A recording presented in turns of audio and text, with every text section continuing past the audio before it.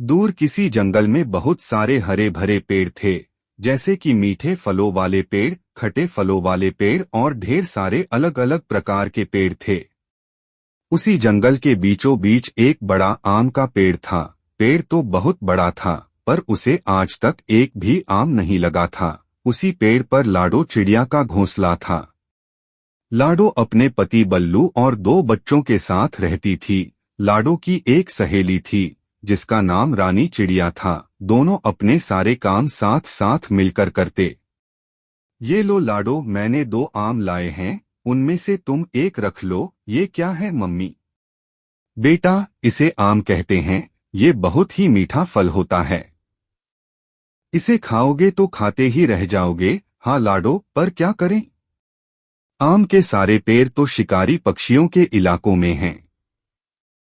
जो कोई भी वहां पर जाता है, जिंदा वापस लौटकर नहीं आता। मीठे आमों के चक्कर में बहुत सारे पंछियों ने अपनी जान गंवाई है।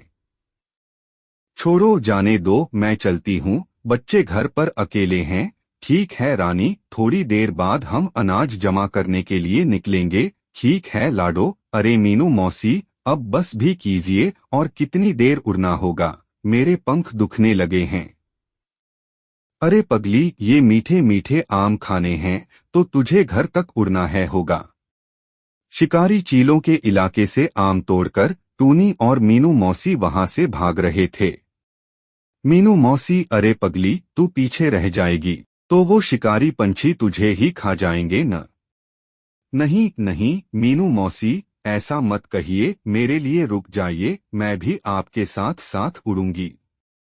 दोनों जैसे तैसे करके अपने घर तक आ जाती हैं। घर आते ही दोनों हांफने लग जाती है। हाँ मीनू मौसी, आपने ऐसा क्यों किया? अगर मैं पीछे रह जाती तो वो चिल मुझे ही खा जाता। आप बहुत बुरी हो। अरे पगली, अगर मैं ऐसा नहीं करती तो तू सच में पीछे रह जाती। देख, तू अब मेरे साथ है। चल, अब कोई और टपक पड़े, इससे पहले ये आम हम खा लेते हैं। आहा हा हा, कुछ अच्छी खुशबू आ रही है। कालू जी, ये इतनी अच्छी खुशबू कहाँ से आ रही है? लगता है किसी ने नया परफ्यूम लगाया है। अरे नहीं नहीं गोरी, ये किसी परफ्यूम की खुशबू नहीं है, बल्कि ये खुशबू मीठे आमों की है। लगता है यही आसपास ही कोई आम खा रहा है। गोरी आम की खुशबू की और चल पड़ी। लगता है ये मीठे आम की खुशबू मीनू मौसी के घर की ओर से आ रही है। गोरी मीनू मौसी के घर के अंदर चली जाती है। अरे ये क्यों आ गई? अब इसमें से हिस्सा निकालकर इसे देना पड़ेगा।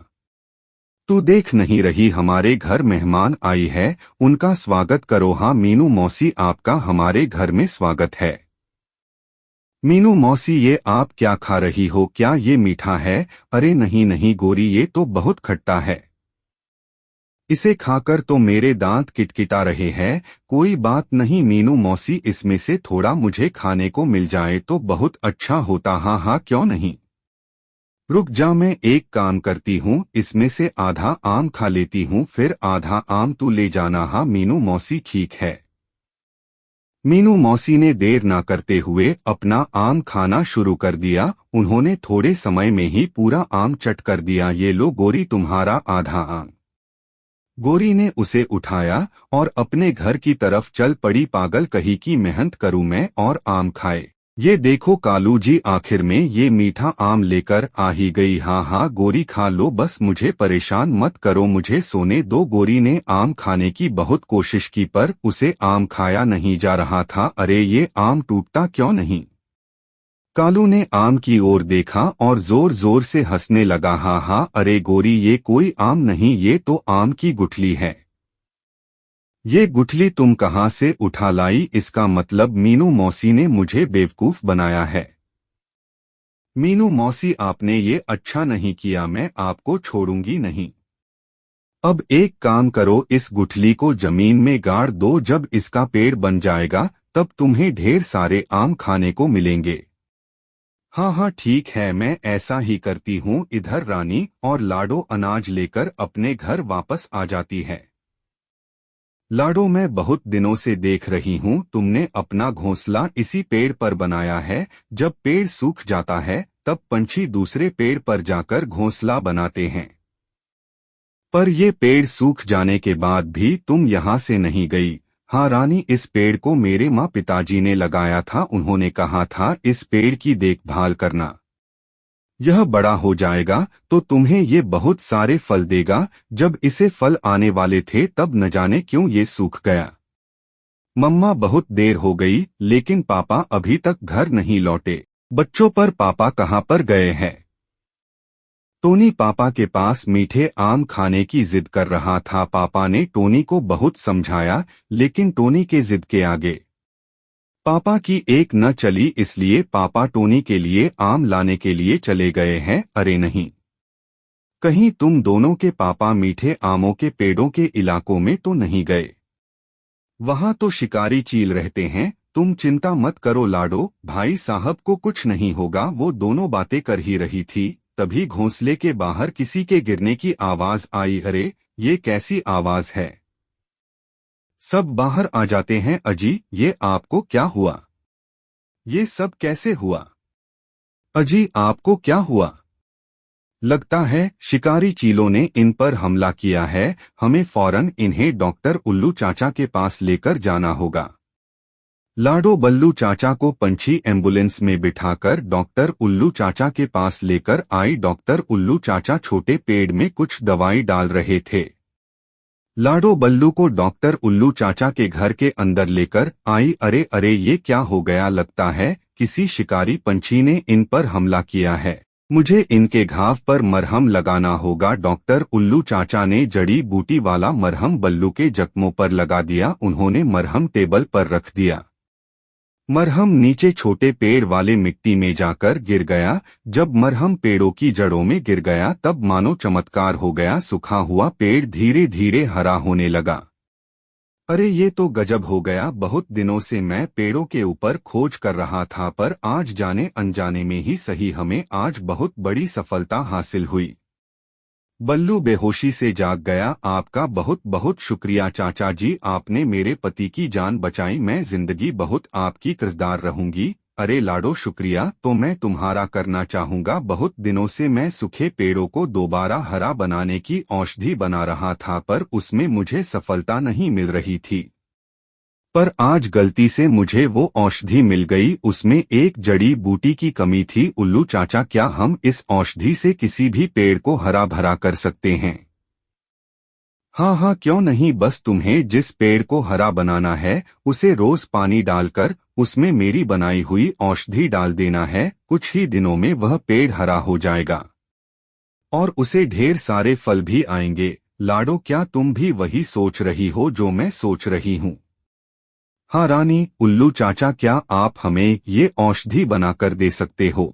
हाँ हाँ जरूर, क्यों नहीं। बल्लू को देखभाल के लिए यहीं पर रहना होगा।